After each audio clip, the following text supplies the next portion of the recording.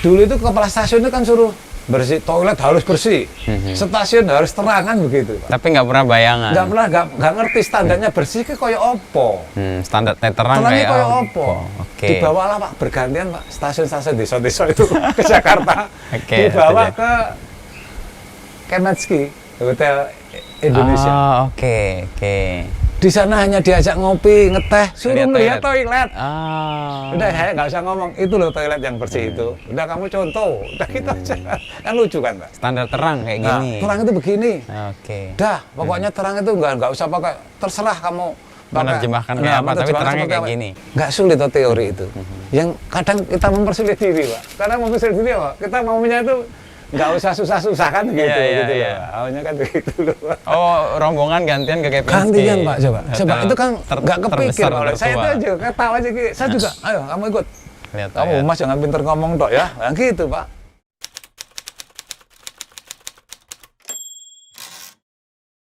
Enggak, saya dengar kisah banyak dari salah satunya Pak Jonan. Iya. Lalu dari berita-berita yang saya baca ini Pak Sugeng ini mengawali karir di KAI dan nggak menduga dalam posisi di level karir yang paling tinggi sebagai Korsek. Itu bisa diceritakan apa? Gimana? Iya. Siapa sih nih Pak Sugeng itu? Punya ilmu apa sampai meraih? Saya itu menemukan itu konsepnya itu yang saya pegang itu hanya satu kalimat Pak Jonan. Saya pegang itu. Hanya dua. Anda itu menjadi pemimpin itu yang membedakan dengan yang lain itu hanya tanggung jawab. Itu yang penting. Tanggung jawab.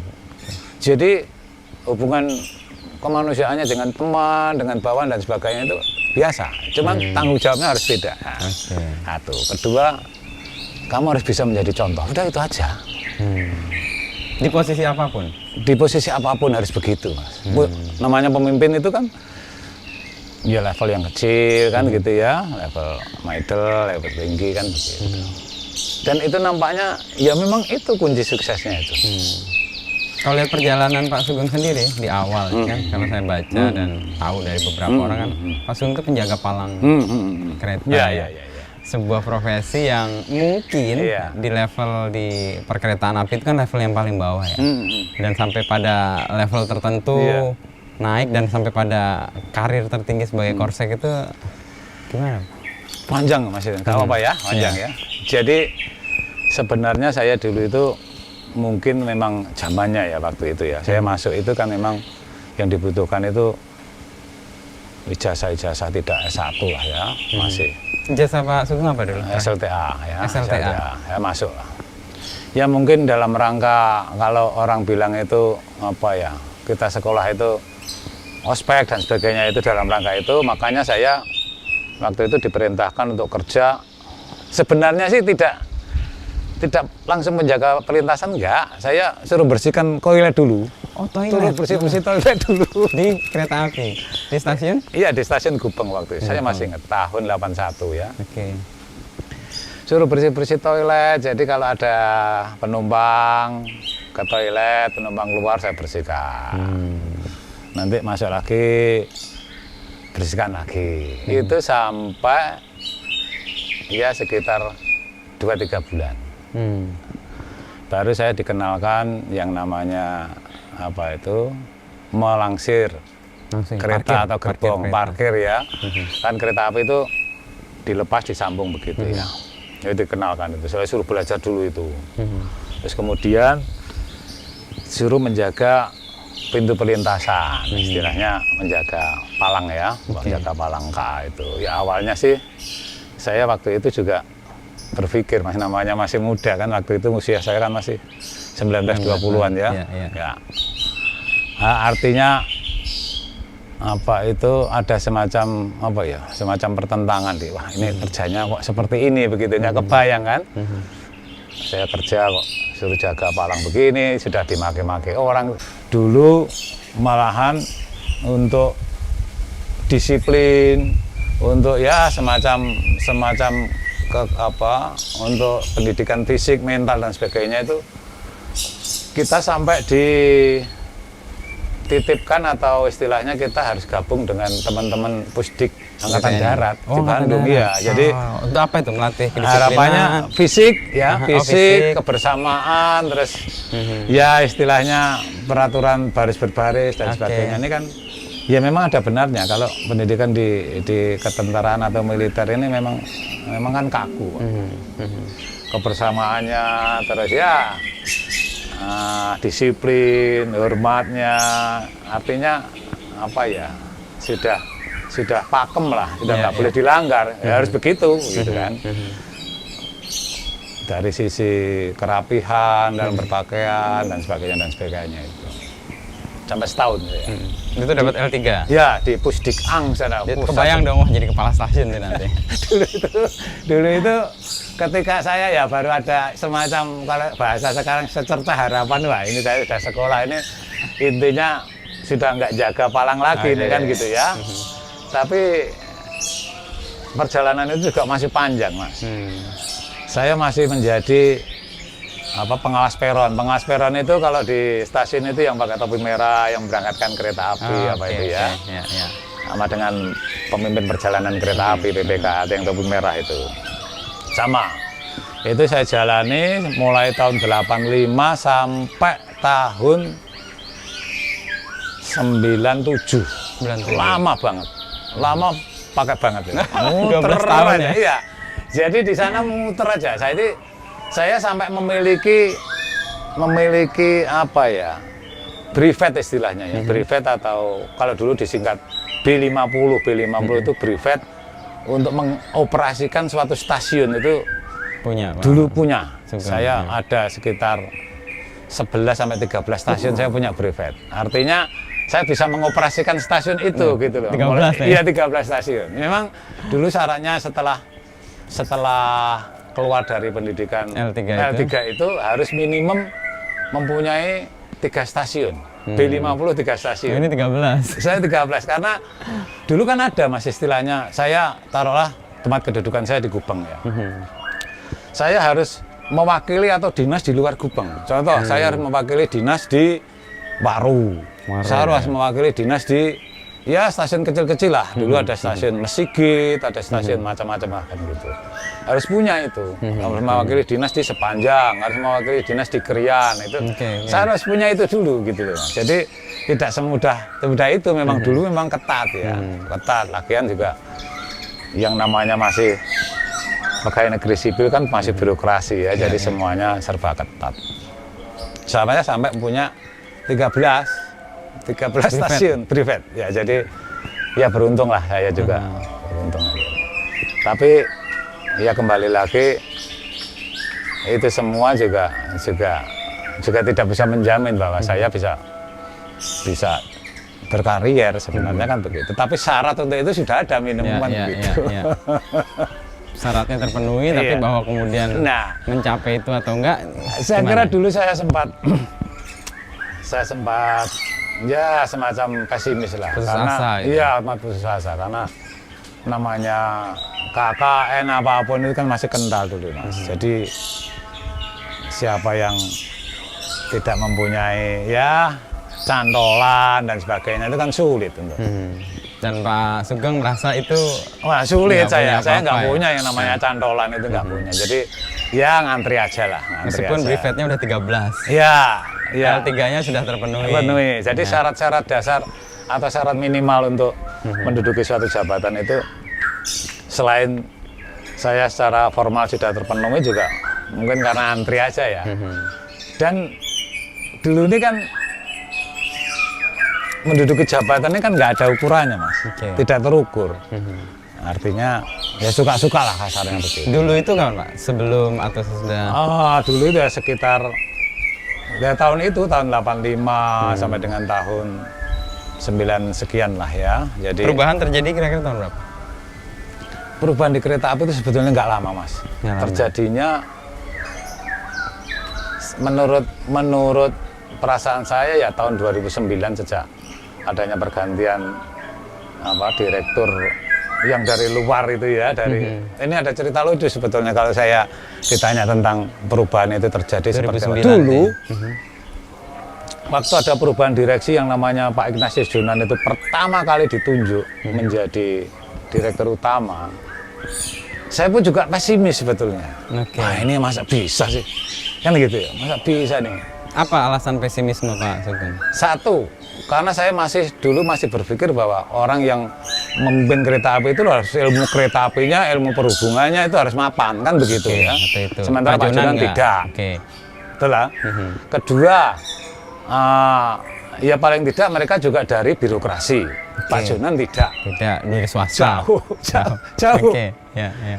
Saya juga melihat, maaf ya Mas ya, apa ya bahasanya tuh, tampilannya Pak Jonan kan nggak meyakinkan saya untuk mudah percaya. Sorry ya, ini saya harus jujur. Iya. Itu pesimisme muncul. Ini mampu apa enggak nih? Padahal orang kereta api ini kan, ya semacam anulah, tuan rumah. Iya, tuan rumah di perusahaannya sendiri kan begitu. Dulu kan kita semacam, ya kayak apa ya? Menurut saya juga nggak bagus. Tapi memang nuansanya seperti itu apa? Semacam apa ya? Nggak ada yang menyaingi saya lah. Saya lah pemilik kereta api. Saya sendiri, tidak ada yang nyaingin. Nah, kan begitu, Pak.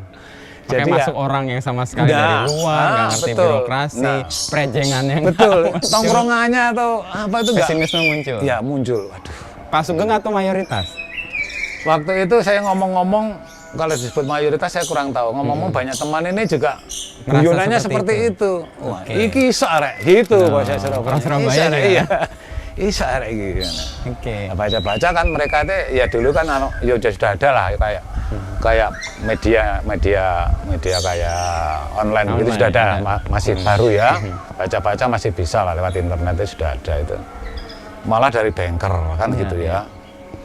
Pokoknya menurut apa? Checklist saya hitung-hitungan ini nggak masuk pasti. Wah ini mesti gagal lagi, ini kan gitu kan. Padahal Pak Sugeng punya bayangan ada perubahan. Saya itu membayangkan ini kereta api kalau begini terus pasti suatu saat pasti terpuruk.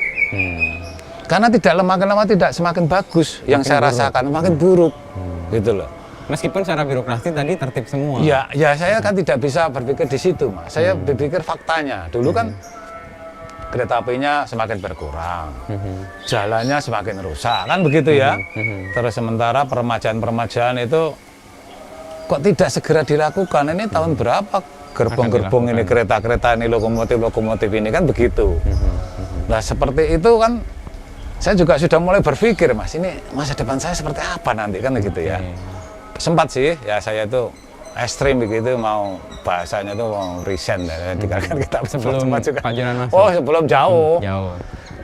Sebelum itu sekitar tahun 96-95an lah ya. Yang Mbak tetap bertahan, lalu kemudian ketemu sosok yang tadi nggak meyakinkan. Saya yang tetap bertahan itu waktu itu ketika tahun 97 ya, 97 saya sudah ada berita-berita bahwa saya mau dicalonkan menjadi kepala stasiun kan gitu. Ada harapan. Kecil-kecilan ya, kecil-kecilan dulu kan. Lumayan gitu. lah 13 iya, ini akhirnya ada semacam ya harapan.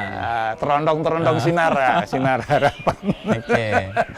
Nah, dalam perjalanan saya menjadi ini ke kepala stasiun ya, kepala stasiun sampai dengan saya menjalani yang ribet itu kan. Waktu ketika saya di stasiun Gubeng itu, saya tahun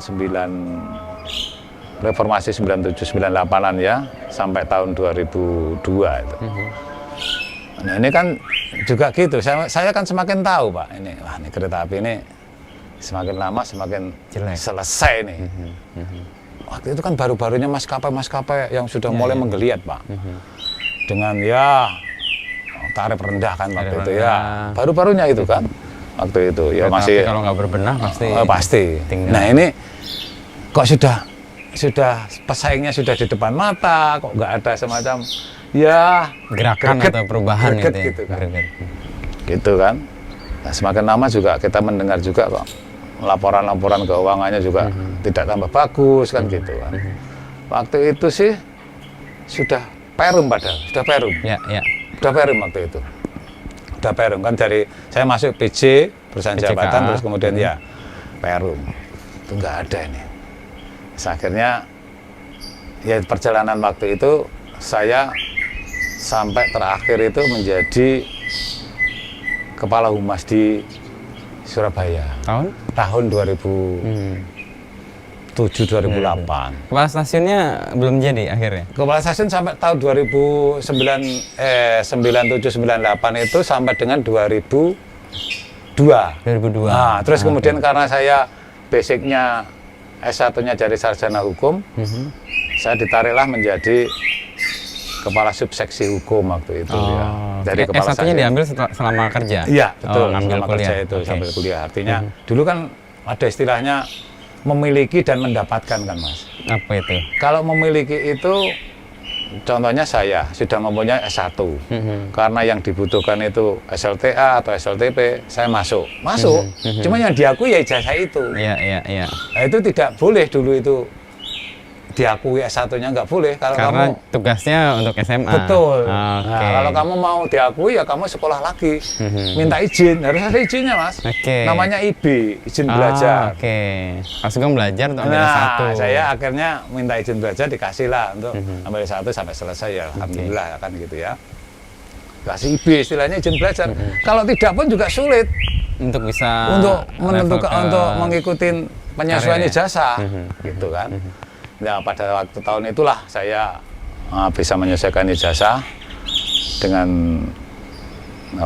ijazah yang saya miliki tertinggi kan gitu. Menjadi humas hukum dulu. Jadi hukum kasubsi hukum dulu. Kasubsi hukum. Ya, kasubsinya standar aja lah, begitu-begitu aja ya. Paling kasus-kasus yang banyak itu kan paling kecelakaan di pelintasan sebidang dan sebagainya itu aja. Sampai dengan tahun 2006, 2007 saya dipindah lagi ke Surabaya. Nah, pindah lagi ke Surabaya, sempat merangkap menjadi Kaur Hukum dan Humas. Dulu sebutannya itu Wastek lah, istilah jabatan semacam Wastek begitu. Hukum dan Humas. Nah, ini tahun 2009 itulah mulai ada. Dulu itu lucu sebenarnya. Saya ketemunya, akhirnya saya bisa meresapi atau mengambil hikmahnya dari pergantian pimpinan di kereta api itu. Dulu itu kan tahun 2009 itu bulan Maret itu kan ada semacam rapat rakerda, rapat kerja daerah. Nah, itu kan diikuti oleh pejabat-pejabat di seluruh daerah operasi, di daerah operasi 8 di Surabaya sana. Nah, kebetulan Pak Junani ini pejabat baru ke Surabaya. Ke Surabaya, datang ini saya wajar baru tahu itu saya fisiknya beliau ini. Baru tahu itu. Iya ya orangnya nih. Kok gini gitu. Ya, ceking gitu kan. Bawaannya nggak masuk lah. Iya, pokoknya intinya checklist saya nggak ada yang masuk lah. Gitu. Pas makan, pas rehat begitu makan. Di sini yang kira-kira senior siapa ya? Gitu, Pak Jinan waktu itu tanya. Ya termasuk saya dong. Tahun 2009 saya masuk kereta api. Tahun 81 kan sudah termasuk senior kan. Ya Pak, siap. Salah satunya saya. Pertanyaannya itu loh, sungguh sangat menusuk saya. Apa yang kamu rasakan selama kerja tahun 81 sama dengan 2009? Tek gitu Pak saya. Waduh, saya itu nggak bisa merasakan apa-apa sampai sekarang itu. Wah ini mudah-mudahan Pak nggak sampai tua ini nanti kereta api saya masa nggak bisa merasakan apa-apa kerja di kereta api ini. Gitu loh, nggak ada sesuatu yang membanggakan, yang nendang lah kasarnya kan gitu. Sambil makan itu, ya biasa aja waktu itu kan. Ya tidak lainnya Pak Jonan sendiri juga orang Surabaya, jadi ngerti lah karakter orang Surabaya, ngomongnya sak gelem dhewe kan gitu kan. Ya, terus apa harapan kamu? Itu berdua Mas, waktu itu ketika kita mau cek itu. Iya, kamu punya harapan saya. Kereta api ini harus dirubah Pak. Kebetulan Bapak kan dirubah Pak. Kalau nggak selesai kita Pak, saya bilang. Udah kamu mau berubah? Ya, saya pengennya berubah Pak. Benar. Oke, yang itu. Hanya itu aja yang diomongkan ke saya itu. Nah, seminggu kemudian saya dimutasi Pak. Kacau ini. Saya dimutasi dari Surabaya ke Jakarta. Coba ini. Udah lama di Jakarta Surabaya. ini kan menurut saya waktu itu kan alas gung liwang liwung, Iya, iya. jalma moro jalma mati, Pak. Saya nggak tahu kondisi di sana. Meskipun udah bertahun-tahun di kereta api, Nah, Jakarta nggak kebayang. itu dia kan gitu. Oke. Namanya KRL kan wes berantakan gak karuan kan gitu. Kondisinya udah Mutasi sebagai Kahumas, Pak. Karena di Surabaya waktu beliau ngobrol dengan saya waktu makan itu tadi saya maunya situ apa maunya. Ya maunya berubah, kalau nggak berubah ya seperti ini terus, Pak. Nggak ada yang bangga, saya bilang gitu kan. Gitu. Ya, terus kamu mau berubah? Iya, saya mau, Pak, berubah. Benar. Oke, itu tok. Seminggu kemudian mutasi saya. di Jakarta. Mutasi Jakarta sebagai Kahumas di sana. Nah ini juga ini juga catatan sejarah lagi. Mungkin tidak akan terjadi di semua ya mungkin BUMN pun nggak pernah terjadi. Saya berangkat ke Jakarta, Pak, sampai 2 bulan tidak diizinkan pulang sama Pak Jonan itu. Nggak boleh pulang. Alasannya? Ya alasannya kamu pulang mau apa? Oke. Ngambil baju, Pak, baju dinas saya beli. Coba untuk harian, Pak, beli. Jakarta ini kota besar kan, begitu ngomongnya. Yang ngomongnya begitu ke saya. Oh siapa? Beresin dulu Jakarta. Mari nggak karu-karuan kan begitu, Pak. Ya, sampai 2 bulan ya. Kejadian-kejadian yang kayak anjlokan dan sebagainya itu kan. Ya itu masa-masa di mana kereta api sedang. Bener makanan sehari-hari itu. Komplain. Wah, orang pokoknya nggak protes, karuan. orang masih gelayutan, macam-macam lah. semua. Yang orang intinya kan di kereta api dulu, Pak. Pandangan orang itu kalau orang sudah kita ngomong dulu loh, Pak, ya. Kereta api itu kan sudah pikirannya, oh yang pesing kayak, yang calonnya wakeh kan gitu kan ya. Orang tidur banyak basongan kan gitu kan. Jadi malu. Jadi kalau saya dulu itu saya mau nyebut jati diri kepada Mas, kerja di mana, Pak Sugeng? Malu mau ngomong di kereta api karena kondisinya seperti itu gitu. Dan image itu tertanam kuat. Nah, itu sudah mendarah daging di mata masyarakat.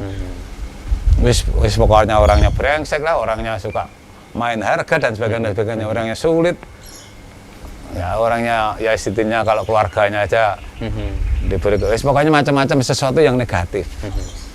Itulah, Mas. Bayangkan saya terus di Jakarta. Di Jakarta yang saya di Surabaya biasa KA Intercity, kayak jarak jauh itu kan relatif lebih mudah. Kumpul orang-orang yang biasa naik KRL Bogor yang masih istilahnya KRL panas, KRL dingin itu, Pak. Iya. Berantakan nggak karu-karuan. Dan jadi humas lagi. Betul, yang jadi humas dan saya tidak pernah diberi kesempatan untuk ya santai-santai enggak. Saya kalah janji sama Pak Jonan, Pak. Kamu katanya mau perubahan dan bagian daripada perubahan itu jangkrik. Ya bener itu, Pak. Iya. Ditaruh di situ. Ya, terus setiap hari dipanggil, apa kamu?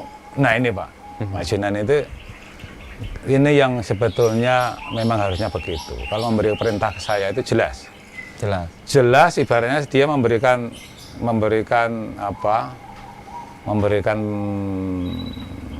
apa ya, rekening ke saya itu kan rekening kosong gitu loh. Contoh, kamu jadi humas, ngomong apa adanya, yang jujur, gitu. Lah saya kalau ngomong apa adanya mana ada baiknya, Pak, kereta api, Pak. Nanti gitu. Loh, Pak, nanti kalau begini-begini saya tanggung jawab.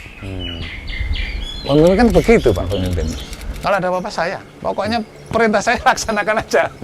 Aduh, saya yang mulai dulu sudah mempunyai karakter bandel, Pak, sudah. Nah ini kalah bandel ya kan gitu. Ternyata orang itu nggak bisa dinilai dari tongkrongan. Ternyata leadershipnya dia luar biasa. Ternyata dan melakukan perubahan itu. Tapi Pak, yang kan kalau harus jujur mengatakan sesuatu kan nggak ada baiknya. Terus gimana, Pak, Sugeng melakukan gini itu? Pak, waktu itu kan banyak yang kita tutup-tutupi, terutama yang menjadi kewajibannya, bukan kewajibannya kereta api. Contoh, kalau kereta api anjlok karena perawatannya jelek dibilang karena yang lain. Karena memang dananya, dulu kan ada kewajiban dari pemerintah namanya AIMO apa-apa itu kan. Ya kan? Kewajiban apa itu? Untuk maintenance. Oh, oke, kereta. Jalan kereta, trek, kan gitu perawatannya itu kan ya. Itu kan ada. Terus masalah layanan kereta api ekonomi, PSO. Kalau PSO-nya sedikit kan, kita kan mesti menyesuaikan dengan besaran PSO Pak, layanan itu. Ono rego ono rupo kan gitu kan. Iya. Kalau PSO-nya Kecil. taruhlah Rp10, masa ya kita layani dengan nominal Rp15 kan enggak juga. Tekor ya. Gitu ya. Nah, semakin lama semakin tekor. Nampaknya itulah yang dulu itu dipendam sehingga Ditutup-tutupi itu. ditutup-tutupi sehingga ya awalnya sih ini cerita ya, awalnya sih kami ya sering ditegur oleh ya teman-teman di kementerian gitulah, nggak usah disebutkan ya. Ya artinya jangan gitu dong ngomongnya. Tapi di satu sisi saya harus ngomong begitu. Untuk gitu. perubahan harus ada kejujuran di awal itu. Iya, sebutkan saja. Kenapa kok kereta apinya jelek, kenapa kok begini, sebutkan. Pokoknya pesan yang saya tangkap Mas, waktu itu Pak Jonan ke saya itu kalau saya terjemahkan, kamu sebagai corongnya perusahaan jangan bohong kepada publik, ngomong apa adanya. Toh artinya kalau itu ada sesuatu rahasia kan juga nggak akan, kamu tuh harus dibuka blak itu nggak juga gitu. Intinya begitu sebetulnya. Itu saya lakukan. Ada pergolakan dong di awal. Oh pasti. Terus gimana Pasti saya ya. Artinya itulah karena saya sudah mempunyai bekal atau arti apa itu tekad lah gitu ya. Bekal atau apa ya kepercayaan diri saya itu bahwa sudah lakukan aja. Nanti kalau ada apa-apa saya. Itu loh Mas. Itu menjadi keyakinan ya. Jadi ketika bola ke saya pun saya nggak sanggup, mesti tak tendang ke Pak Jonan kan begitu Pak. Pernah pada saat tertentu bola itu nggak sanggup diterima lalu ditendang ke Pak Jonan atau bisa diatasi semua Pak Sega? Waktu penertiban apa itu penertiban pedagang di stasiun itu kan yang di mana, yang di UI atau di semuanya Pak. Semua iya yang UI paling heboh sih emang hebohnya setengah mati waktu itu saya kan dipanggilin sampai Komarsam semacam-macam lah DPR macam-macam lah kan gitu. Dan yang menghadapi publik ini kan saya lewat media Humas ya. Karena saya pesannya itu kamu kepada publik jangan bohong, ya saya kepada media nggak akan bohong. Ngomong apa adanya aja. Ya harus ditertibkan, harus dikosongkan, kalau enggak kita paksa digusur kan begitu ngomongnya. Kan itu bahasa-bahasa yang sebetulnya nggak enak dan itu menimbulkan apa pertentangan kan gitu loh. Konflik ya. Pasti tuh Mas.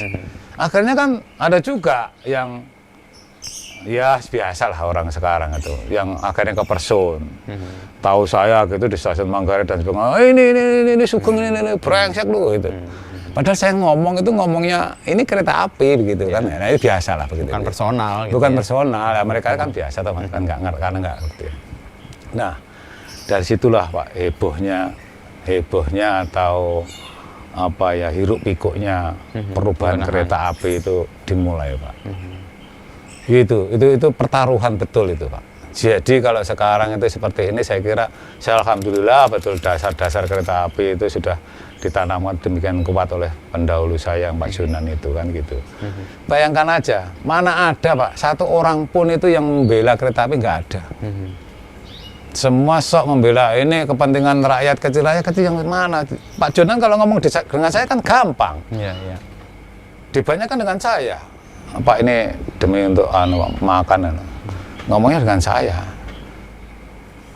Makan kan untuk kamu, tapi untuk kereta api kan untuk orang banyak malah.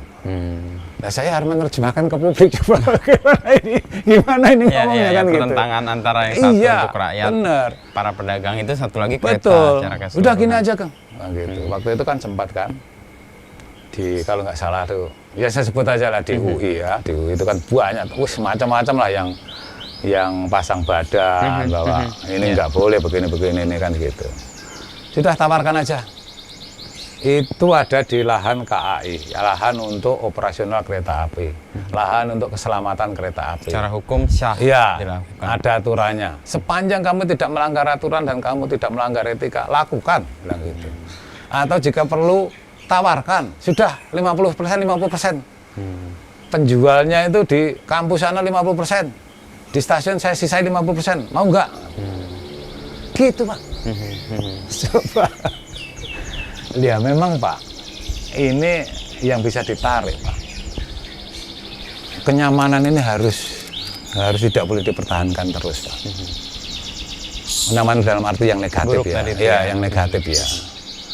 Karena yang harus dipertaruhkan layanan yang lebih besar. Betul. Untuk publik. Dan tidak mudah Pak, waktu itu Pak. Ya ini cerita balik aja. Waktu itu namanya pasar Senen ya kayak pasar. Namanya stasiun BS atau Jakarta Kota udah nggak karuan. Iya, saya ngalami sih. Wah, untuk lewat penumpang aja nggak ada Pak. Ya banyak kiosnya dengan banyak orang-orang yang beraktivitas atau bisnis di situ. Ya dulu kan apa sih yang nggak ada di kereta Pak? Tukang cukur aja yang nggak ada Pak. Loh bener Pak? Iya, karena semuanya masih Ada, bakul bumbu itu aja ada kok. Loh, ini bener, ini bukan saya mengada-ada, ini cerita masa lalu. Bagi saya ini tonggak sejarah Pak. Sekarang kereta api sudah begitu membanggakan, kita mempunyai. Titik perubahannya menurut Pak Sugeng di mana? Titik perubahannya ya mental orang kereta api Diubah atau diubah, disadarkan? atau kalau tidak bisa diubah ya dipindahkan dari komunitasnya. Cerita ya Pak ya. Di Jakarta itu ketika kita mau menertibkan stasiun itu korbannya kepala stasiun di Jakarta Pak. Hampir semuanya diganti. Karena mereka nggak mau berubah. Karena mereka ada semacam resisten atau hambatan moral bahwa mereka kan kenal Pak dengan para pedagang, kios-kios di situ yang nggak tahu itu ikatannya ikatan apa saya nggak ngerti lah ikatan ya. ekonomi atau ikatan, ikatan psikologis atau apa nggak tahu lah ya. Oke. Pak Jonan demikian ketat kerasnya pindah ganti Pak. Ada perlawanan. Iya pasti di dalam ada perlawanan tapi kan ini sudah dibawa oleh Pak Jonan itu orang kereta api sudah dibawa bahwa yang membenahi kereta api itu harus kita. Itu sudah dibawa Pak. Gitu. Jadi memang pembenahan dari awal itu Pak Jonan juga oke juga. Artinya apa? Kita yang sangat mendasar Pak. Sangat mendasar itu jujur aja Pak ya. Kan urusan perut sebetulnya. Itu yang diperhatikan dulu. Nggak usah diberi yang lebih, yang cukup aja yang ya istilahnya itu tidak kurang lah ya. Untuk semua pegawai. Iya. Sehingga dia terus ditingkatkan dan dengan update terus Pak. Terus. Gitu. Dan itu terasa. Terasa banget. Dan ajak orang yang artinya wah ini harus didukung ini kan begitu. Dulu tidak hanya orang luar Pak, orang dalam itu perlakuannya besar Pak. Karena ya ternyata orang dalam sendiri juga kepentingannya banyak Mas Wisnu. Saya ngomong fair aja kan gitu ya. Kepentingannya banyak. Nah kembali ke sampai mengorbankan kepala stasiun diganti ini kan menurut saya sangat radikal. Dan sangat berani lah karena itu berhadapan. Pokoknya Pak Jonan itu begini Pak, jelas Pak, aturan mainnya itu jelas. Harus begini. Kalau tidak diganti. Sudah gitu dong. Dan itu fair disampaikan. Iya, fair disampaikan, tidak pandang bulu. Tidak pandang bulu. Sehingga orang tahu konsekuensi sebenarnya. Betul. Kalau mau melawan. Akhirnya apa? Akhirnya mengesampingkan syarat-syarat yang itu tadi kalau kita masih di birokrasi itu. Kamu itu membuat terpuruk akhirnya hilang sendiri kan gitu. Kamu itu sudah sekian tahun, sudah pangkatmu sudah begini itu hilang dengan sendirinya. Akhirnya orang-orang yang ya kinerjanya lah kasar itu nampak nyata dan itu memang bisa lah itu. Inilah kesempatan ya salah satunya saya bisa sampai sekarang aja saya tuh nggak percaya loh Pak. Loh, bener itu Pak. Iya itu loh. Jadi kembali ke apa yang saya dapat sekarang itu sebetulnya gini Mas Wisnu. Saya itu sekarang itu bersyukur sekali itu ada yang saya banggakan.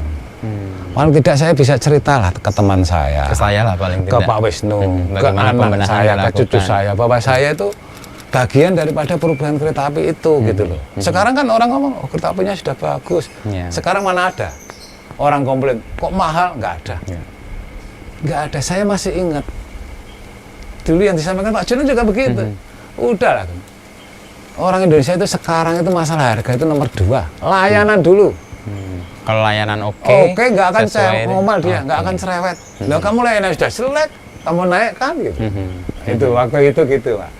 Atau yang kedua, saya bersyukur bahwa saya itu nggak kepikir masih di luar negeri, nggak kepikir. Kerja di kereta api keluar negeri itu nggak kepikir. Nggak kepikir. Dia ini kan konsep-konsep yang sajane ini menurut saya kok sederhana banget tapi mengena gitu. Saya diberikan ilmu oleh pimpinan saya itu, jadi tidak hanya omongan Pak. Stasiun bersih, tertib, taruhlah terang gitu itu. Gini loh, itu disuruh merasakan. Jadi ada semacam apa ya? Kita tuh ada feel-nya begitu, Pak. Contoh. Karena punya pengalaman bener, contoh. Dulu itu kepala stasiun itu kan suruh bersih, toilet harus bersih, stasiun harus terangan begitu, Pak. Tapi nggak pernah bayangan. Nggak ngerti standarnya bersih ke koyo opo. Standar terang Terangnya kayak koyo opo. Oke. Dibawalah Pak, bergantian Pak, stasiun-stasiun desa-desa itu ke Jakarta. Oke, Dibawa ke Kemetski, Hotel Indonesia. Oh, oke. Di sana hanya diajak ngopi, ngeteh, suruh melihat toilet. Udah saya nggak usah ngomong, itu loh toilet yang bersih itu. Udah kamu contoh, udah gitu aja. Kan lucu kan, Pak? Standar terang kayak gini. Terang itu begini. Oke. Udah, pokoknya terang itu nggak usah pakai, terserah kamu menerjemahkan kayak apa, tapi terangnya kayak gini. Intinya orang baca bisa, udah itu aja. Oke. Kan gampang, Pak. Nggak sulit tuh teori itu. Yang kadang kita mempersulit diri, Pak. Karena mempersulit diri, Pak. Kita maunya itu nggak usah susah-susah kan gitu, gitu loh. Maunya kan begitu loh. Oh, rombongan gantian ke Kepinski. Gantian, Pak, coba. Coba itu kan nggak kepikir oleh saya itu aja, ketawa aja gitu. Saya juga, ayo kamu ikut. Lihat kamu Mas jangan pinter ngomong tok ya. Nah, gitu, Pak. Oh, makanya gerakan di awal tuh memang membersihkan toilet itu salah Betul. satunya ya.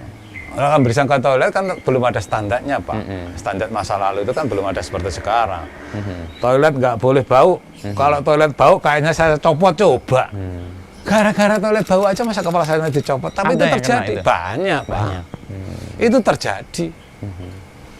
Ada yang merokok di galang gerbong, siapapun yang merokok, tak copot semua. Meskipun dirutnya perokok juga sebenarnya. Pak Jeneng kan juga, ini maaf ya barang, mudah-mudahan sekarang nggak merokok juga. Kalau merokok juga ya nggak apa-apa sih. Iya.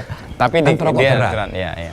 Ada dia nggak merokok, kalau melarang orang merokok kan mesti perlawanannya malah tinggi, Pak. Oh, dia tuh perokok ya. Iya. Ada, Pak, kejadian dan ini nyata, Pak. Saya masih ingat betul. Waktu itu kereta api Gajayana, Pak. Perjalanan dari Gambir ke Malang mestinya. Oke. Dalam perjalanan itu melewati kalau nggak salah stasiun Cikampek itu. Oke. Ada yang karena Pak Jonan itu kerasnya atau mamelnya kereta api nanti harus begini itu, kan ada orang yang kadang awas gue ya kan gitu, Pak. Difotolah, Pak. Difotolah ada orang merokok di bordes. Seret. Kirimlah ke Pak Jonan. Berhenti Cirebon, semua diganti. Kondektor pokoknya semua kru diganti. Itu apa? Restorasinya diganti. Coba, Pak. Kebayang nggak, Pak? Kereta di jalan itu. Kereta di jalan di Cirebon berhenti harus menunggu semuanya. Itu kan susah, Pak. Menyiapkan kru restorasi. Taruhlah tadi yang sudah jualan hitungannya bagaimana kan ganti gimana? Semua. Harus turun. Sak bekakas saya harus mudun. Kalau enggak kadaupnya Cirebon saya ganti. Itu mau menunjukkan apa, Pak Jonan? Bahwa dia itu ya kalau merah ya merah. Nggak ada toleransi gitu loh. Mungkin itu sudah kesepakatan kok. Kecuali belum dia sepakati atau diomongin gitu loh. Itu kan beda. Itu sudah diomongin, awas loh ya. Gitu. Tidak boleh. Terus konsekuensi ke penumpangnya terlambat ya? Iya, terlambat ya tidak banyak sih. Karena kadaupnya kan juga takut juga kalau dicopot. Mesti cepet-cepet kan cari orangnya juga harus cepet. Pokoknya dia juga kewenangannya ada harus memaksa. Iya. Nah, kalau enggak kena semua ini. Dan jangan berangkatkan sebelum itu diganti. Ini kan awal. Ya itu salah satu sebetulnya sih puluhan bisa jadi ya lebih dari banyak banget, Pak. Salah satu bahwa Pak Jonan itu orangnya kenceng. Kalau tidak ya kita komitmen tidak. Apa yang kamu tulis kerjakan, tulis yang kamu kerjakan kan gitu aja. Gampang sebetulnya. Nggak banyak teori, Pak. Saya itu sukanya kan begitu, Pak. Tuh ganti. Kalau nggak salah dulu tuh ya terlambatnya sekitar 15-20 menit. Tapi kan sama-sama heboh, Pak. Iya. Dari situ kan juga bisa tunjukkan komitmen kereta api ini begini loh. Beneran. Kepada penumpang yang lapor tadi. Kan gitu, Pak. Sampai heboh. Sampai ya teman-teman. Aku nongkrong di TNI juga, macam-macam lah, Pak. Dari parlemen juga kan gitu ya. Akhirnya kan semua pada pasang badan. Tapi kita nggak mundur. Ini perintahnya. Nah, Pak Jonan juga memang konsisten, nggak akan mundur juga. Kamu atau saya yang dicopot kan begitu. Wah banyak, Pak. Nah akhirnya dari contoh-contoh atau momentum-momentum yang begitu-begitulah rakyat publik itu menjadi percaya. Bahwa perubahan dilakukan, pelayanan diperbaiki, publik intinya diutamakan. setiap hari itu tidak ada sesuatu yang tidak kita melakukan perubahan, Pak. Ada aja kerjaan. Ini belum rampung, ini belum rampung. Semua bidang. Dan membuat bagaimana struktur ini saling ngontrol gitu, Pak. Oh, saling satu sama ngontrol. lain. Jadi kalau dulu contoh nih, dulu itu masinis dan penyedia lokomotif itu kan satu direktorat, Pak. Nah ini kalau masinis taruhlah ada keluhan itu kan dia masih jaga kursa. Dia kan nggak akan menyampaikan itu kepada luar kursanya kan, yang kena dia sendiri. Contoh taruhlah lokomotifnya apa ada yang nggak beres, kipasnya nggak beres atau speednya macam-macam lah, kan nggak sampai heboh. Dan itu pasti dikip sendiri. Jangan kan nggak mau begitu. Harus saling kontrol. Harus saling kontrol. Orang sarana ya kamu tugasnya sarana saja. Orang yang mengoperasikan orang lain. Jadi masinis sekarang kalau tidak menerima kerjaan yang baik dari sebelumnya, iya, dia nggak akan mau dia. mau. Go and no go kan gitu. Go itemnya masuk nggak? Masuk berangkat. Lo gue satu pun yang nggak berangkat. Nah ini jadi heboh. Gitu loh, Pak. Jadi kan jadi tahu karena laporannya ada. Di mana nih yang nggak beres? Copot. Nah, Gampang gitu. Gitu, Pak. Kok jangankan begitu, Pak.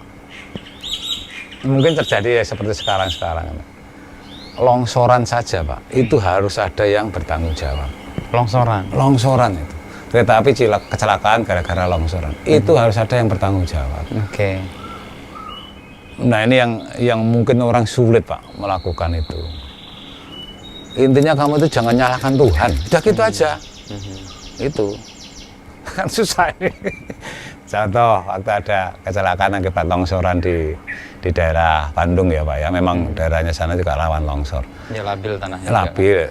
Tapi kan Pak Bos ini maunya kan ya sebelum longsor kan harus bisa kamu antisipasi. Sebelum hujan kan kamu harus antisipasi. Apalagi kamu tahu situ titik rawan kan begitu, Pak. Gampangnya. Harus copot, Pak. Dan biasa, Pak. Pergantian pejabat itu sesuai yang biasa. Nah, harusnya hal seperti itulah itu harusnya terjadi di beberapa institusi atau lembaga ganti-ganti itu sesuatu yang biasa gitu loh. Jangan diheboh-hebohkan kan gitu kan. Ya mungkin heboh itu kan karena banyak kepentingan kan gitu. Mungkin loh ya, mudah-mudahan salah kan gitu. Jadi setelah Pak Jonan, pergantian itu menjadi biasa ya? Meskipun awal-awal biasa, Pak. Awal-awal mungkin heboh di awal ya, tapi setelah itu biasa banget, lumrah ya? Biasa aja, Pak Jonan itu. Ganti ya ganti aja. Dan yang diganti suatu saat bisa naik lagi nggak? Bisa. Bisa, sangat naik. bisa. Iya. Pokoknya kalau ada sesuatu yang menyangkut tanggung jawab, harus minimum satu perusahaan itu tahu dulu bahwa itu ada pembinaan. Ya caranya coba dulu kan begitu. Tapi fair menurut saya. Fair banget. Sampai sekarang tuh masih merinding ini, Pak. Kalau naik kereta, saya naik kereta terakhir bulan lalu. Dari Jogja naik yang premium itu ya. Yang kapsul itu. Ya, bukan hanya karena kapsul, tapi saya melihat semua petugasnya itu berdiri dan menaruh hormat. Itu merinding gitu cerita itu. Itu kultur itu dibangun dasarnya apa dan mulai kapan itu? Begini, Pak. Jadi waktu itu kita ditanamkan bahwa kamu itu makanmu nanti ya bahasanya tuh gitu. Kamu itu yang kamu pakai makan gajimu itu masih di sakunya orang itu loh. Bagaimana caranya kamu ngambil uang itu agar ke kereta api? Ya jalannya dengan baik. Kamu itu pelayan. Di kereta api itu semua pelayan. Mandornya saya aja. Loh, coba, Pak. Nggak ada lainnya. Semua itu pelayan. Semua harus melayani. Dan nggak ada itu istilahnya ibaratnya penumpang aja raja. Memang raja betul, harus kamu layani betul customer. Loh, uangmu itu nanti itu loh, sekarang ini masih di kantongnya. Waktu itu gitu, Pak. Terjemahan, iya juga sih. Terus itu diterjemahkan dengan ya semuanya tuh harus dilakukan, semuanya muaranya atau titiknya itu ya demi peningkatan layanan kepada penumpang. Kalau kita setidaknya begini loh, Pak, kita mengingat penghormatan itu paling tidak penumpang juga merasa nyaman. Terus material yang jalan ini kan mahal, Pak. Oke. Yang menghandle Pak Masinisnya juga merasa bangga. Ketika di stasiun lewat orangnya hormat dan sebagainya, ada itu kan menandakan bahwa dia itu ya? merasa ada istilahnya ikut menjaga, ikut bertanggung jawab, gitu, peduli lah kan gitu. Iya. Nah itu harus ditunjukkan terus. Ya memang awalnya sih lucu aja kan gitu ya. Tapi itu semuanya demi perbaikan, Pak. Dan sangat dihayati sebagai bagian dari pelayanan itu. Makanya itu terbukti juga. Dulu itu kalau tarif kereta api naik kan juga ribut, Pak. Naik dikit aja ribut, sudah. Nah, sekarang itu sudah berlipat-lipat, Pak, harganya. Nggak ada ribut. Karena itu orang tadi merasakan dilayani. Orang itu kalau sudah dilayani, Pak, harga itu lupa mungkin ya kan gitu loh. Mungkin tuh ya. Tapi itulah, Pak, yang jadi saya dapat kemudian tentang yang tadi saya singgung bahwa dengan terjadinya semacam perubahan yang mendasar itu ya, transformasi demikian cepat. Karena kenapa cepat? Karena semuanya ikut, Pak, gitu loh. Ikut terlibat dan yang nggak terlibat ya, tergusur. Akhirnya ketinggalan sendiri yang kira-kira ya mau resisten kecil-kecil ya. Akhirnya kan itu malu kan sendiri, ketinggalan, ikut juga. nampak gitu loh. Akhirnya nampak. Berarti ada kepentingannya kan gitu. Nah, dari situ tuh memunculkan bahwa ukuran itu ya dari kinerja. Dampaknya salah satunya ke saya, Pak. Ya saya itu ketika dulu itu sampai Jakarta, Pak. Sampai menjadi humas di Jakarta. Itu levelnya kan paling tinggi, senior manager ya waktu itu.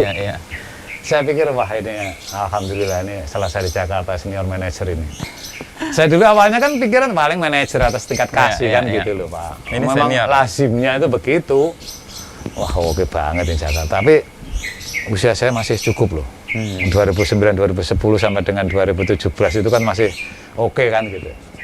Masa di Jakarta terus 7 tahun gitu pikiran saya tuh gitu. Gak taunya tarik ke kantor pusat. Menjadi vice president humas waktu itu. Di kantor pusat. Dia bilang, pesan saya tetap satu ya, kamu saya anggap di Jakarta itu yang ruwet kayak gitu bisa mengendalikan.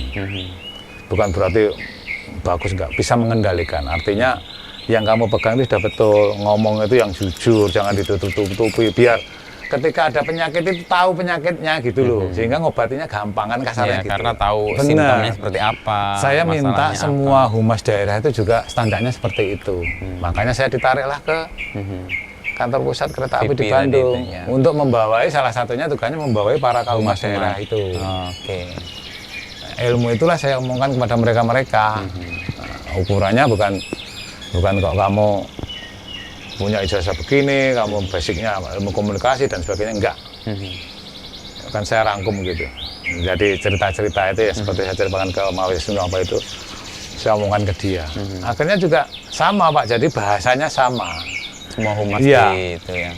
Soal tadi jujur tadi itu ya? Iya, jujur itu tadi ada sesuatu yang memang tidak kewenanganmu, tidak wilayahmu untuk kamu bicara kadang itu banyak juga media yang nakal mancing-mancing. Ya nggak apa-apa gitu. Tapi ya diberitahu secara baik, secara santun.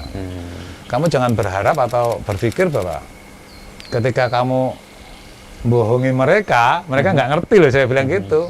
Malah mereka nyari kebohongan tidak mencari, Pak, malahan mencari informasi tandingan atau informasi yang lebih jelek gitu loh, Pak. Nah ini kan tambah nggak bagus gitu. Gitu. Jadi kalau sudah jawaban pertanyaan dari konsumsi masyarakat atau publik lewat siapapun, kamu jawab apa adanya, enak gitu. Jadi ngomong ke depannya enak. Nggak menutupi kebohongan lain lagi. Nggak akan maju, Pak. Udahlah, percaya. Bener itu. Jadi kereta api sendiri juga udah seperti itu, Pak. Nah, kalau tahu kondisi realnya kan sebenarnya kalaupun ada keburukan kan ada kesempatan untuk pembenahan kan? Toh juga malah tidak ditutupi. Pak, menurut saya juga memang Humas itu juga tahu. Ada medianya juga. Kalau itu memang beritanya itu nggak benar, kan ada. Ya standar aja lah, hak sanggah kita kan ya jawab kita kan gitu loh. Kemudian kan juga kita bisa manggil lagi, kamu kemarin gini, statement saya gini. Mas Bimo kalau media kan juga manusia juga, Mas. Ya. Sama ada dong. Salahnya Kalau juga kita nggak ada masalah kan juga bisa ngobrol gitu kan. kan nggak ada dusta lah kan gitu. Mas kemarin ya ada yang salah Mas gini kan gitu. Yeah. Sebetulnya hanya masalah itu loh Pak yang dulu belum terbangun. Mungkin juga ini juga untuk yang untuk institusi lain harusnya begitu. Sampaikan aja apa yang ada itu sesuai yang ada, jadi apa adanya. Yang sejatinya itu seperti ini loh. Gitu aja nggak apa-apa. Itu juga menurut saya untuk perbaikan di birokrasi juga bagus Mas. Loh, penting loh Mas. Karena tahu sebenarnya apa yang terjadi kan.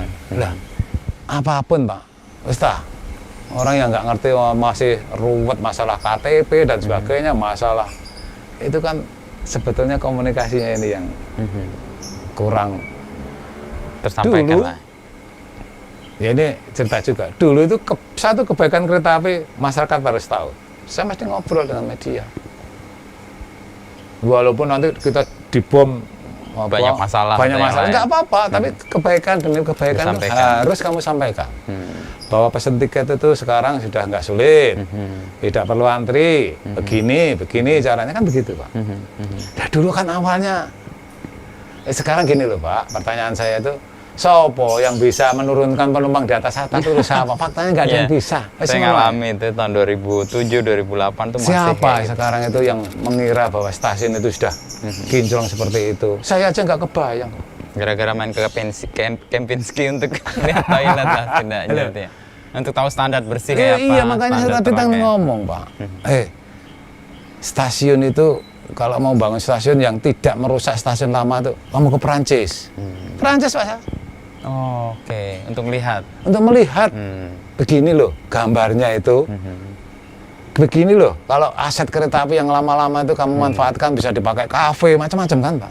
Gitu loh. Jadi terjadi sekarang semua. Nah, kayak di Tugu. Bener, itu loh. Caranya begini loh. Bisnis kereta api itu jangan kereta apinya yang untung, bisnis sampingannya.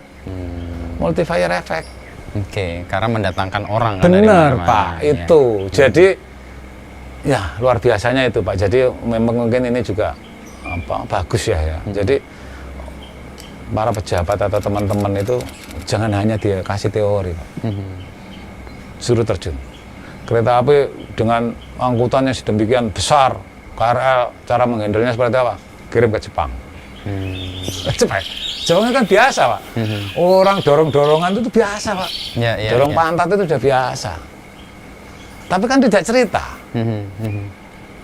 Kan tahu sendiri, merasakan sendiri. Naik kereta api nanti itu pakai tapping itu begini ke Cina. Berangkat ke sana untuk tahu. Jadi di era Pak Jonan itu dilakukan semua. Itu dia. Makanya datang, sekarang kayak perubahan-perubahan itu begitu smooth gitu Pak. Tapi kan awalnya kan mesti hiruk pikuk Pak. Udah hiruk pikuk. Makanya kan saya sampaikan tadi, saya itu nggak ngira. Bisa ke Perancis, bisa ke Cina, bisa ke Jepang. Untuk bisa itu seeing is believing ya. Artinya yang melihat sendiri, lalu kemudian menerapkan, nggak diasarkan omongan orang. Bener Pak. Ya itu masalah sederhananya. Terang itu apa sih? Resik itu piye sih? Kan gitu. Wangi itu piye sih? Itu tidak ada kecuali. Tidak ada kecuali loh Pak. Tidak ada kecuali itu bukan berarti itu berlaku hanya untuk orang-orang stasiun. Orang kantor sama. Orang kantor sama. Standar bersihnya, standar terangnya. Sama. Terus berikutnya Pak, saya itu ya bagian daripada kebanggaan saya itu sejak era-era perubahan kereta api inilah. Saya itu tidak malu pakai baju kereta api. Karena pimpinan saya mewajibkan kemana-mana harus pakai baju dinas. Jadi kalau itu kan beresiko Pak kalau ketika pelayanannya buruk di awal-awal itu. Itu dia. Saya mau ngomongkan itu. Kita akan menanggung beberapa resiko, baik itu resiko yang tidak mengenakan maupun resiko yang membanggakan. Tergantung perbuatan kita. Iya toh. Makanya kita agar ada resiko yang tidak mengenakan ya harus berbuat baik kan begitu. Kan gitu. Nanti kalau ada sesuatu yang nggak benar, wah ini orang kereta api nih. Naik kereta saja Pak. Kalau orang kereta api harus pakai baju dinas dan tidak boleh berjaket. Kenapa? Yang tadi yang disampaikan Pak Wisnu. Kalau ada penumpang yang merasa tidak nyaman, gampang Mas, AC-nya panas kan begitu. Oh, langsung. Oke. Itu konsekuensi dari penggunaan. Nah, dari situlah semua orang itu akan berpikir bahwa AC-nya jangan sampai panas. Karena kalau dia pakai dinas ketika itu panas jadi komplain. Kereta apinya mogok taruhlah. Dia kan nggak enak, Pak. Ngodo melanya orang-orang, mau ini kan gitu. Itu, Pak. Jadi sebetulnya filosofi atau apa ya, makna yang terkandung di dalamnya itu sangat mendalam. Pokoknya ketahuan nggak pakai baju dinas. Nggak pakai baju dinas habis, Pak. Bener, Pak. Berat sekali hukuman. Padahal sepele loh. Akhirnya saya kemantenan anak buah saya kayak ke teman saya, ya pakai baju dinas. Bangga, Pak. Nggak mau. Karena itu kemudian menjadi kebanggaan ya, Pak. Selain itu, ya memang yang saya dapatkan itu juga tidak memalukan, Pak. Gitu loh, Pak. Kan mesti ada sama ini ya, itu gift-nya ya. Jadi karena ada satu institusi di era ya tahun yang sama ya, sampai malu pakai baju dinasnya kemana-mana pakai jaket. Institusi penting di negeri ini, Mas. Iya, gini, Pak. Artinya itu pertanyaannya kalau apa case-nya seperti itu pasti ada sesuatu yang ditutupin. Gitu aja. Itu aja, Pak. Saya nggak berani, Pak, melepas baju dinas itu kalau nggak masuk rumah, masuk mes. Nggak berani. Udah bener itu, Pak. Marah-marah betul, Pak. Kemana-mana. Ada pertemuan di hotel, kayak acara apa, kayak yang pakai baju dinas. Atau karena sudah terbiasa begitu, kita kalau kumpul orang, nggak minder, Pak. Nggak minder, Pak. Ada proud, ada pride-nya. Udah, bener, Pak. Biar nanti kumpul orang ditanyain orang tahu, akhirnya kita kan belajar, Pak.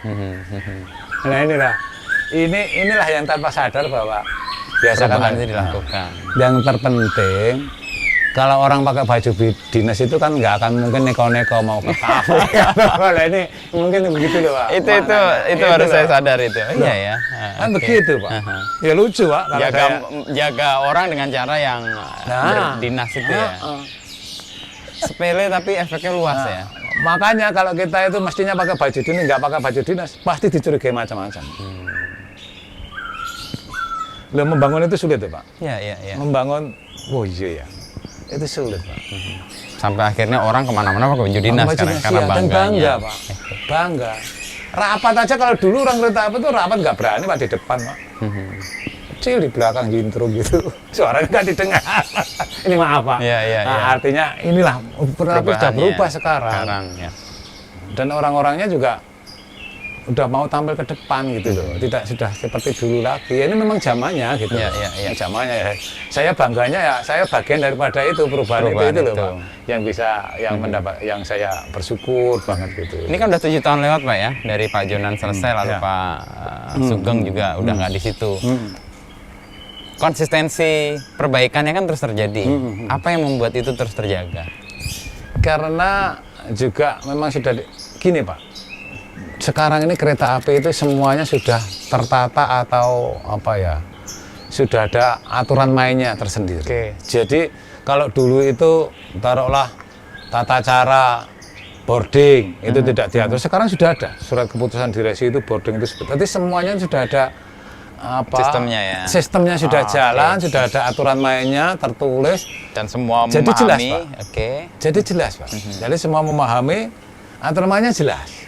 Jadi nggak ada lagi saya belum tahu, nggak ada lagi. Makanya sampai sekarang karena semuanya harus tahu. Satu itu karena waktu itu sudah memang diawali oleh Pak Jonan, Pak. Zamannya Pak Jonan luar biasa ini. Dulu itu semua pejabat harus masuk grup tertentu dan harus ada Pak Jonan di situ. Pak Jonan. Contoh grup apa nih? Grup WhatsApp atau grup? Dulu grup email dulu. Email. Waktu belum ada WhatsApp ya. Grup email grup lah ya. Mailing list gitu ya. Iya, mailing list. Apa itu email korporat itu ya. Nah, itu harus punya, Pak. Dan itu semua dijinglengi. Ini cerita ya, Pak ya. Saya pernah menjadi kadaup itu, kepala daerah operasi. Itu kalau laporan, setiap hari diminta sama bos. Dan dibaca. Laporannya. Pendapatannya berapa, ini berapa. Sampai laporan boarding di stasiun kecil-kecil itu, kedapatan yang merokok sekian, yang diturunkan dari kereta, itu harus dilaporkan detail. Dan itu tidak boleh dilaporkan sebelum jam 12 siang, malam. oh malam, oh sebelum jam 12, oke. Jadi jamnya harus 2 digit, tidak boleh laporan jam 23 itu nggak diterima sama dia. Nanti aja jam 2 gitu. Jadi saya setiap malam harus melek, harus buat laporan itu. Oke. Gitu Pak. Kalau belum dijawab, gitu rasanya belum bisa tidur. Belum tenang, ya. Komentarnya itu. Nanti komentarnya satu-satu Pak. Iya, semua laporan. Padahal beberapa puluh laporan itu. Itu dia. Yang akhirnya terbantahkan bahwa kita tuh nggak bisa melihat casingnya. Saya pertama kan melihat jalan casingnya. Ternyata dalamnya nggak ada. Dalamnya luar biasa Pak. Bukan dari birokrasi. Iya. Dan bukan orang yang tahu nggak ngerti blas, kereta api blas. Nggak ngerti blas. Tapi justru itu yang menjadi ya mungkin ya saya nggak tahu, tapi itu pelajaran yang saya petik. Orang itu jangan lihat jelegernya, apa ya, casingnya, tampilannya. Sangat bisa jadi tertipu besar seperti saya. Terus Pak, nyaris 24 jam itu ada jawabannya.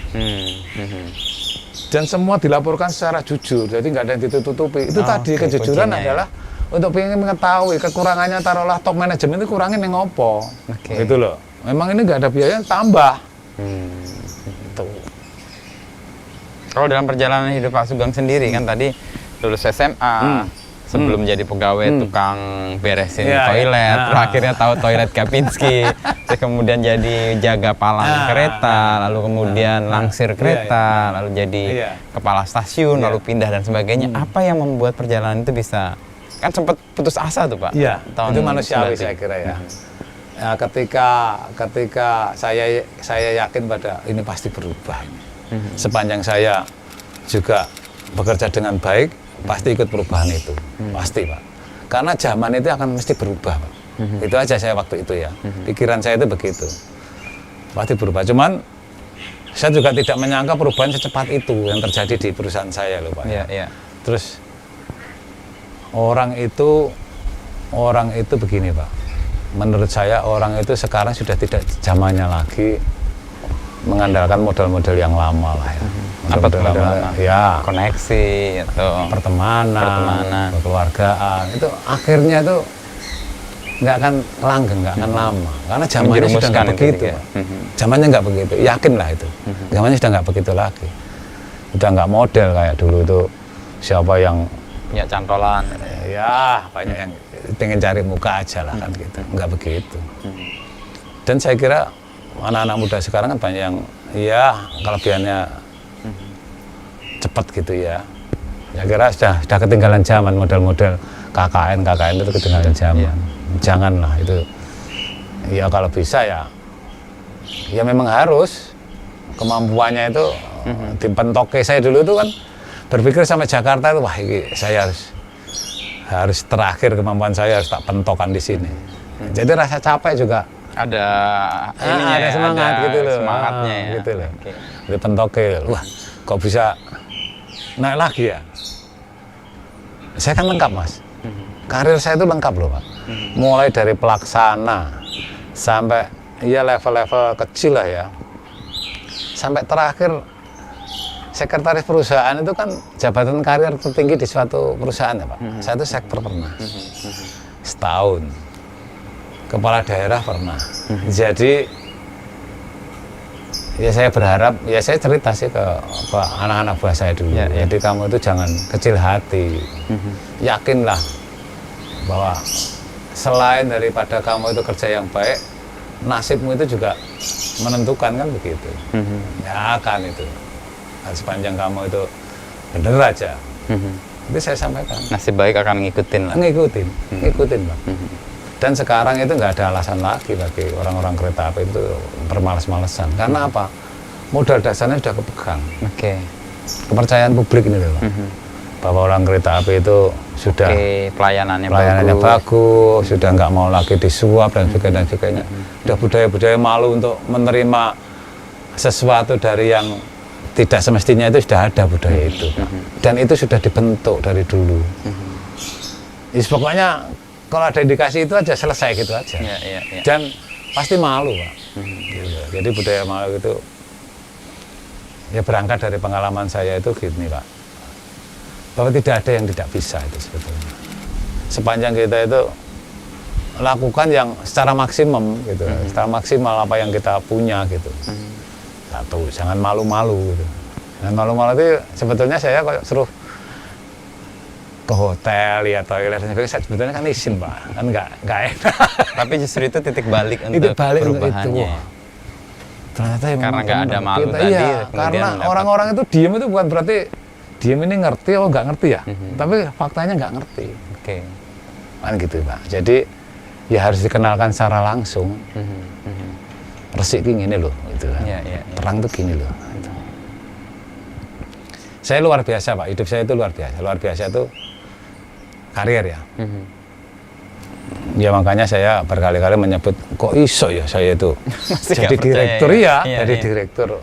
Waktu itu kan, waktu saya sekper Pak Jenan tahun 2015 itu Pak Jenan kalau salah Menhub ya, Main Perhubungan. Waktu itu waktu ulang tahun kereta api, Pak Jenan ini pembina upacaranya, ketemu saya, ya, namanya sekper itu kan ketua panitianya kan. Karena ya sama-sama hobinya kan gitu, mojok gitu. Sebat. Iya, mojok gitu. Kamu kapan pensiun? Tahun depan Pak. Wah, gimana sih kan gitu. Masa saya masih gulung-gulung ngobat-mabit begini kamu sudah. Loh Pak, gantian Pak yang muda-muda. Iya, pasti gantian, cuman masih perlulah sedikit waktu untuk kamu ikut bantu kereta api waktu itu. Dan nggak usah banyak teori, nggak usah banyak ngomong. Orang humas itu biasanya kalau ngomong pinter-pinter kan pinter gitu. Siapa? Jawaban. Sanggup apa enggak kamu? Saya minta tolong untuk menaik kereta api sebentar aja. Ya Pak, sanggup Pak. Itulah di anak perusahaan direktur operasi pemasaran di Kalok, PT Kalok. Salah satu anak usaha dari PT KAI. Nah dari situ jalmutan kena kiniro itu Pak. jadi itu tadi jangan minder. Udahlah. Jangan minder. Orang bisa disongko. Apa kuncinya Pak? Kemudian menghadapi sesuatu yang baru di apa? Secara merasa nggak pantas atau apa? Pak, pengalaman saya yang pindah-pindah apa dan sebagainya itu, ya orang itu jangan apa ya, jangan minder Pak. Orang itu harus bisa menyesuaikan diri, jangan minder lah, intinya itu jangan minder. Ya kita berpikir sama dengan saya, gitu aja. Ya beda pun tipis gitu, jadi jangan minder. Sekarang ini kan, ini maaf saya cerita ya, yang paling ditakutin banyak birokrasi, banyak orang-orang, kan media Pak. Nah, kebetulan saya itu dulu kan dekat ya. Iya, gumulnya sama media. Jadi dari situlah bahwa saya bisa memetik bahwa kita nggak usah perlu minder, kita nggak usah perlu takut. Sepanjang yang saya sampaikan itu benar, gitu aja. Ketika kita nggak ada yang kita simpan sesuatu yang itu ya. Mindernya dari situ biasanya. Dan mungkin mudah bergaulnya saya itu tak mungkin saya kan supel itu. Ya berangkat dari media itu tadi Mas. Jadi orang itu kalau saya mengedepankan gini loh Pak, kalau saya itu. Intinya itu orang itu nggak ada yang mau susahkan gitu. Itu aja. Kalau orang sedang lagi ada masalah, lagi susah itu ya jangan kalau bisa membantu, kalau tidak paling tidak jangan menambah susah. Itu. Ya bahasanya itu seperti itu sih Pak. Tapi Mas Wisnu, jadi mudah-mudahan juga banyak orang seperti saya ini yang begitu bersyukur, bangga dengan hidup saya itu tadi. Ada kebanggaan tersendiri dalam hidup saya, bahwa saya itu bagian daripada perubahan yang baik ya, perubahan ke arah yang baik. Itu kalau Anda itu nggak terjadi Pak, saya mau ngomong apa? Mungkin nggak punya koleksi baju dinas kereta api sekarang. Iya Pak, loh bayangkan saya itu sekarang umur 60 Pak ya. Saya kerja tahun 81. Berarti separuh daripada usia saya itu lebih loh. Ya. Itu saya ngabdikan ke kereta api. Dan kalau nggak ada kebanggaan kan sia-sia semua. Itu bisa kebayang Pak. Kalau 37 tahun saya di kereta api nggak ada kebanggaan, nggak bisa yang bisa saya ceritakan dengan Mas Wisnu. Biar orang lain juga tahu perjalanan kereta api juga tidak mudah apa itu. Kan juga ya sia-sia menurut saya loh, Mas. Sia-sia, nggak ada yang bisa diceritakan. Ada saya dan tidak ada saya itu sama, itu kan nggak enak, Pak. Iya.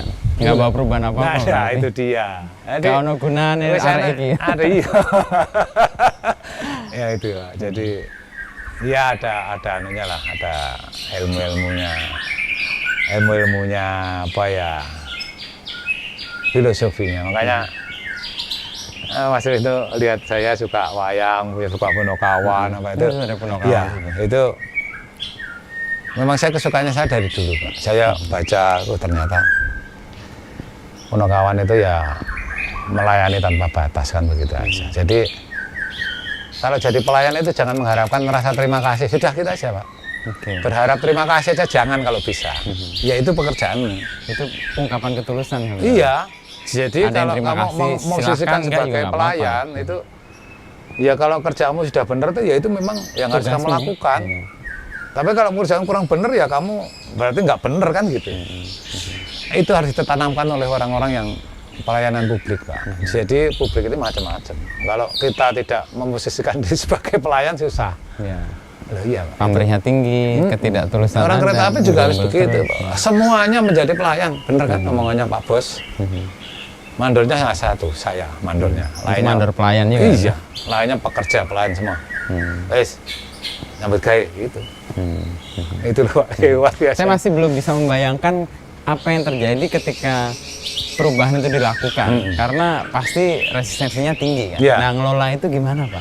Atau Pak Sugeng lihat sendiri bagaimana konstelasi yang terjadi lah gitu, atau konfliknya atau kerumitannya? Dulu gini loh, Pak. Dulu memang orang sudah banyak yang sudah merasakan seperti saya bahwa kereta api ini nggak ada harapan. Nggak ada harapan. Jadi harapannya kan semakin menurun kan begitu. Jadi masa depan kereta api itu kalau nggak segera disuntik atau disehatkan nggak akan sehat. Maaf ya, apalagi seperti saya yang ngerti tentang wah caranya begini kan ya berat juga gitu. Gini, Pak, dulu itu ini kita ngomong ya, kita kerja itu apa sih ujung-ujungnya yang diharapkan itu kan juga hasil kerja itu selera. Salah satunya jujur aja gitu ya. Kita ketenangan bekerja juga dari situ kan. Bapak bisa kebayang kalau dalam kurun waktu yang cepat gitu, itu terus berubah. 2 kali, 3 kali. Salary itu. Lipat, Pak. Bukan persen, gaji loh, bukan gaji loh. Kalau gaji kan ada standar. Iya. Kita kan nggak mikir itu gaji. Yang penting kita dapat berapa kan gitu. Ya caranya ya dipacu untuk berlomba gitu. Kalau mau kerja ini resikonya tinggi ya kamu saya hargai tinggi. Contoh kayak Mas Awak KA dan sebagainya itu, ya dia mendapatkan salary yang lebih besar, ada tunjangan ini kan gitu. Macam-macam lah, Pak. Jadi tidak bisa disamakan orang yang kerja di kantor dengan di lapangan gitu. Fair lah. Makanya tadi menjawab pertanyaan Pak Wisnu pasti ada pertentangan. Saya kira ya ada sih pertentangan itu kan ketika kita merasa suka tidak suka aja. Tapi ketika sesuatu dilakukan secara fair dan semua orang mendapatkan haknya, ya mengetahui, diajak ngomong jujur kan, semua orang mengetahui dan ketika sudah ditahu bulan nanti kalau keuntungan kita segini ini kamu mendapatkan bonus gini. Dan itu berlomba-lomba ya. Iya, dan itu tidak hanya janji kosong, Pak. Diwujudkan. Segera setelah itu terwujud. Iya. Biasanya malah taruhlah ya. Ini akhirnya saya harus ceritakan gitu. Dijanjikan 2 kali. Ternyata lebih, Pak. Karena memang hasilnya lebih. Bagaimana kita mau nggak setuju? Semangat, ya, nggak. Kita kerjanya lebih baik. Jadi ada semangat untuk itu gitu. Dan yang saya rasakan, Pak ya, saya dulu kan belum ada pandemi, Pak. Saya rasakan tuh setiap gantian tahun itu nambah tinggi. Yang nambah itu ya tunjangan lah, Pak ya. Jadi kalau gaji ya itu tadi saya sampaikan. Nah, ini yang semangat kita ini untuk melakukan iya, perubahan-perubahan. saya kira juga di yang lain mungkin kalau di model seperti itu juga sama saya kira. Semangatnya pakai itu, tapi jelas aturan mainnya kan gitu Pak. Ya. Aturan mainnya Nggak, jelas. ini Ya, copot, resiko. nggak performanya nggak bagus, ganti. Mas, ya dulu sih awal-awalnya kan waktu itu kan kelihatan sedih gitu karena apa banyak kecelakaan, banyak hal-hal yang nggak mengenakan lah Iya, di iya, akhir-akhir ini kan. Iya. Udah Pasti yang ingat dulu kalau baik-baik. liputan Lebaran itu fotografer pasti orang umpuk-umpukan di kereta, Ada. naik ke atas, Saya itu terkadang dorong-dorongan. begini Sekarang loh, udah Pak. nggak ada. Itulah Pak ya sebetulnya. Dulu tuh sempat saya sampai melarang-melarang begitu, tapi saya ingat gitu. Kenapa harus saya tutup-tutupin gitu? Emang kayak gitu kok. kayaknya, Iya kondisinya begitu. Pasti saya dimaki-maki Pak. Oleh orang di dalam. Orang-orang di dalam. Bapak, Padahal itu bagian dari kejujuran tadi. Nah, ya. itulah salah satu pertentangan kadang itu begitu. Terus bagaimana kita mau berubah kalau nggak itu ditunjukkan? Akhirnya sekarang gampang Pak. After before-nya kan wis Ketok. ketok. Gitu. Andai dulu nggak saya lakukan itu kan nggak ketok after before-nya. Bisa jadi nggak akan terjadi tuh perubahan kan begitu. Tapi dampak negatifnya banyak Pak. Fotografer nggak punya foto bagus kalau Lebaran. Sekarang, iya kan? Oh dulu kan, ekspresi loh. orang itu. Dulu itu malam Pak sudah berdatangan Pak. Iya, iya. Sama lagi sudah kereta apinya sudah terakhir, penumpangnya belum dimuat Wah, banyak. udah Waduh, jaga-jaga. kayak Itu masa lalu, Pak. Nggak pasar akan mungkin, Pak. pasar sapi gitu ya. Yes, makanya Mana? dulu itu petugasnya fotografer itu enak banget. Enak Kayak banget. foto bagus. Sekarang susah. Susah cari momen yang indah Artinya kan itu. perubahan terjadi. Oke, gitu Pak Sugeng. Wah ini seger saya dapat insight dari beberapa temuan atau pengalaman Pak Sugeng ya. Sekarang pasti seru ini pakai baju dinas pun sekarang nggak disuruh pun pakai nih. Enggak. Ya artinya nyimpen banyak baju dinas. banyak. Karena itu bagian kebanggaan yang kemudian disimpan Iya. Pak ya. Cerita. Dulu Pak, dulu itu Pak Yonan itu kalau orang dari luar negeri, itu salah satunya orang yang paling rendah pangkatnya itu dikasih bajunya Pak Jonan, Pak. Baju dinasnya Pak Jonan. Oke. Masih ada tulisannya Jonan gitu. Asli Pak. Kan bangga Pak. Udah berapa tuh yang nyimpen ya berarti ya? Banyak Pak. Banyak. Bisa ditanyakan. Karena keluar negeri mereka. Kenapa pas keluar negeri? Ya untuk kenang-kenangan. Oke. Untuk kenang-kenangan. Bagian dari kebanggaan yang Iya. mungkin perlu mereka Benar, jaga ya. Bisa ceritakan ke mungkin di rumah kan dipajang Pak, bisa Nah, jadi kan iya. gitu. Kalau dipakai mungkin nggak muat, kalau Pak Sugeng juga nggak muat. Pak Sugeng dapat berapa baju? Enggak, kalau saya enggak. Enggak. Yang anak-anak baru ya? Ya, anak-anak yang muda anu ya? orang dari daerah-daerah Daerah-daerah gitu. ya. Ya biasanya dari Jawa Timur, dari Jember, Banyuwangi, yang stasiun kecil-kecil gitu, Mas, kan bangga. Yang kurang dapat perhatian umumnya Iya. gitu ya. Ya kecil lah mendapatkan karena jauhnya itu dari Sumatera apa itu. Iya. Jauh dari radar juga dari. Kalau dulu kena radar Pak, Ah, oke. kena radar dulu, Ah, terpantau dulu, terpantau lah. dapat baju itu kan iya pasti bangga banget. Iya. Nah, Jonan. Iya, ya bajunya Kereta, beliau Pak, Iya, iya. yang dipakai bukan kok. Baju yang dipakai harian itu kasih Pak. Ganti deh yang lain. Asik kan. Ya. Ya, sentuhan-sentuhan seperti itu Ya, hanya tidak semua orang ngerti, Pak. Jadi, Iya, dan itu butuh ya ketajaman perasaan juga sih ya untuk melakukan tindakan yang nggak biasa. jadi biasanya kekerasan seseorang itu kan hanya untuk menutupin orangnya gampang iba kan begitu.